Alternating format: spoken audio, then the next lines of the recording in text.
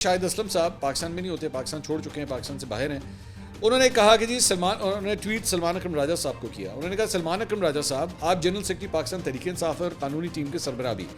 राजा साहब कुछ तफसीलात दरकार थी, उम्मीद है आप शेयर करेंगे। मेरी मालूमात के मुताबिक पीटीआई ने जिन वकला की खदमात हासिल की, चाहे पार्टी के अपने या बाहर से, उन्हें पार्टी और क़यादत के केसेस मुख्तलिफ अदालतों में लड़ने की फ़ीस की मद में 2022 से अब तक तकरीबन 1 अरब रुपए से ज़ायद की रकम अदा की जा चुकी है।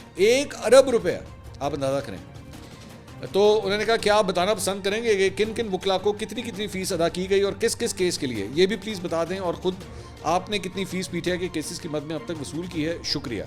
और उन्होंने सलमान अकरम राजा और पीटीआई और शेख वकास अकरम को इसके अंदर जो है वो टैग भी किया हुआ था। शबीर डार साहब एक और जर्नलिस्ट हैं, उन्होंने भी ट्वीट किया इसी मामले पे। उन्होंने कहा मेरी मालूमात के मुताबिक 1 अरब नहीं, कुल रकम 40 करोड़ के आसपास है, जिसमें से जेल ट्रायल के लिए मुख्तस 4 रुकनी वकला टीम के सरबराह 16 करोड़ वसूल कर चुके हैं। सलमान अकरम राजा और सेनेटर अली जफर ने कोई फ़ीस वसूल नहीं की, जबकि लाहौर के एक वकील असेंबली के 2 टिकट और 5 करोड़ वसूल कर चुके हैं। तो मैं तुक्का लड़ा रहा था कि कौन से वकील हैं जिन्होंने टिकट लिए होंगे। तो मेरे जेहन में जिन साहब का नाम आ रहा है, लतीफ़ खोसा साहब हैं जिन्होंने टिकट लिया था। अब नाम नहीं इन्होंने यहाँ पे लिखा हुआ कि किसकी बात कर रहे हैं, शबीर डार साहब।